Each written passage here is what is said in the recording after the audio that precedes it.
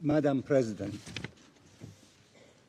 allow me at the outset to thank the three briefers, Mr. Al-Akbarov, Mr. Epstein, and Ms.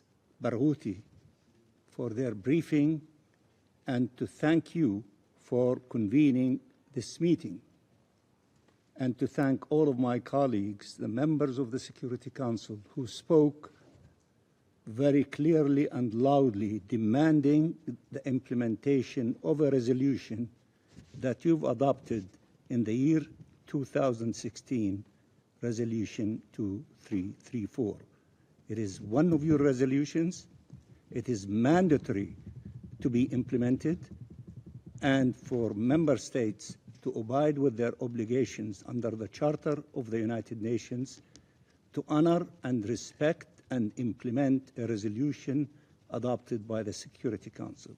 And that is also applicable to all resolutions adopted by the Security Council.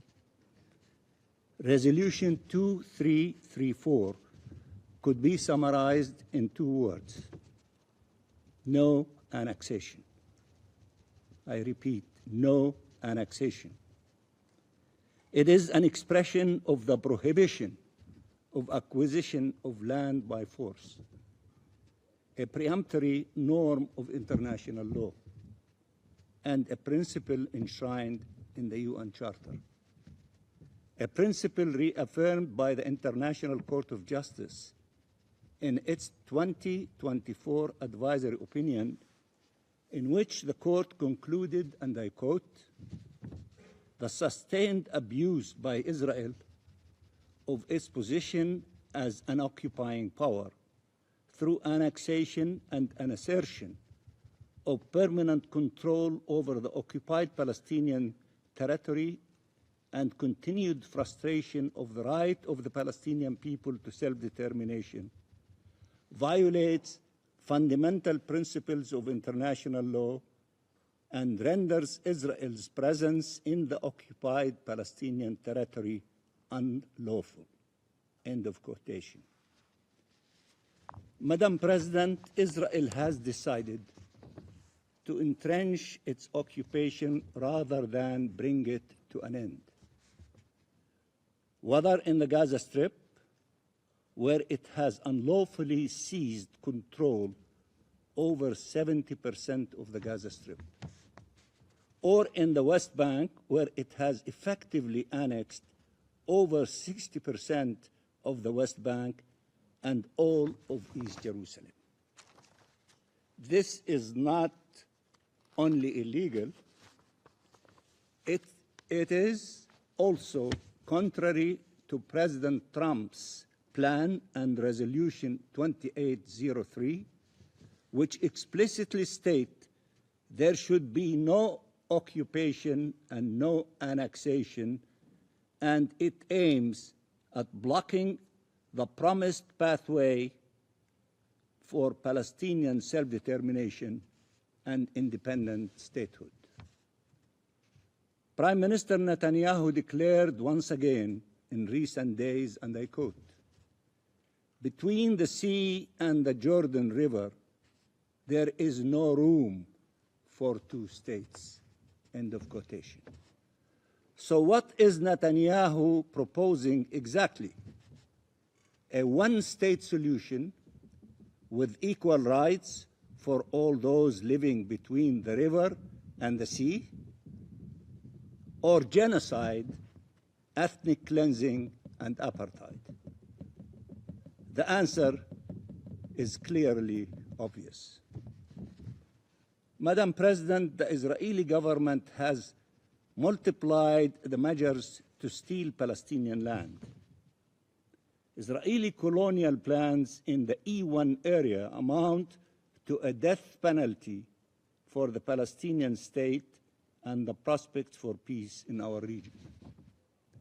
Israel is extending its unlawful control over Palestinian land and Palestinian lives through military, legislative, and administrative measures, removing communities by armed force or by manipulating registration of land and seizing land under environmental, religious, or military pretext.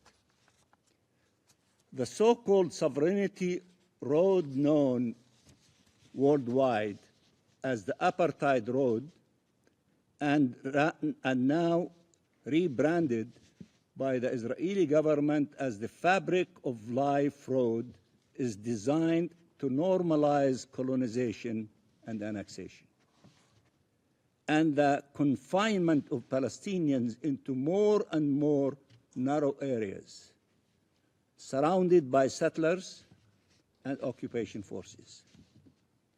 Israel is deliberately fragmenting Palestinian land and isolating communities, including through the deployment of 1,000 Israeli checkpoints and roadblocks, while ensuring free movement for Israeli settlers in Palestinian land. Israel is dismantling the historic status quo through repeated assaults against the sanctity of the holy site and by asserting control over them. Madam President, these policies come at a heavy price for Palestinian communities and Palestinian families who are being terrorized by Israeli occupation forces and settlers, with constant attacks, the demolitions of their homes, their forcible removal from their ancestral land. From Batn al-Hawa to Khan al-Ahmar, from Al-Khalil, Hebron, to Nablus, in the extensively destroyed refugee camp of Tulkarem, Nur Shams, and Jenin, Palestinian communities are targeted everywhere and safe nowhere. Palestinian civilians are denied their most fundamental and their most basic rights and are deprived of the protection they so desperately need. Madam President, it should be clear that all those taking part in this illegal occupation and unlawful annexation are liable, whether the Israeli government and its officials, or foreign governments, financial institutions, businesses, entities, or individuals, and they should be held accountable. The ICJ has clearly identified not only Israel's obligations, but as importantly, the obligations of third states and other parties under international law, including the obligations of non-recognition, non-assistance, distinction, respecting and ensuring respect for international law, promoting the right of the Palestinian people to self-determination, and ensuring that any implementing result from Israel's illegal occupation to the exercise of this right is brought to an end. In this regard, we warn countries, businesses, entities, financial institutions, and individuals that undertake any action that amounts to recognition or assistance to Israel's illegal occupation and annexation of Palestinian land, including East Jerusalem, and call on all states to uphold their obligations. Madam President, Israel's attack against the Palestinian Authority is an integral part of its attack against Palestinian presence in our ancestral land and against the independence of the Palestinian state. The withholding of Palestinian tax revenues is not only illegal and part and parcel of stealing our resources, whether financial or natural, it aims at the collapse of the PA and constitutes as such a threat to peace and security, given the political, social, and human ramifications and the impact on regional stability. It must end. Madam President, in conclusion, The international community as a whole rejects annexation of Palestinian land. This was evident in the expressions of this Council, including the closed meeting recently, in which the 15th of you stated clearly that you are against annexation.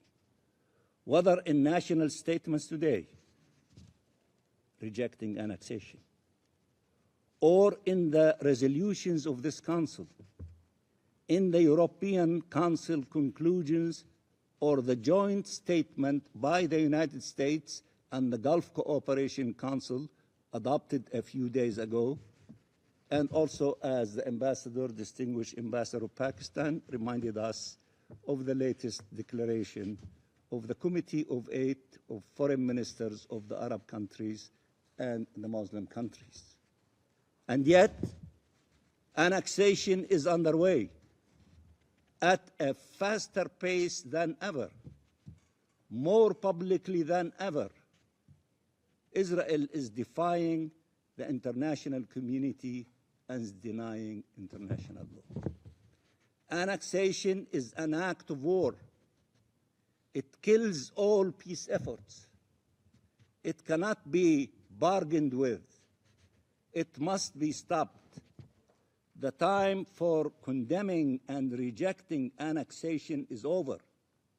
Now is the time to end it once and for all, and to choose resolutely the path of Palestinian self-determination and independent statehood, and respect for the sovereignty and territorial integrity of the states of the region, including Palestine, Lebanon, and Syria, towards shared peace, security, and prosperity in our region.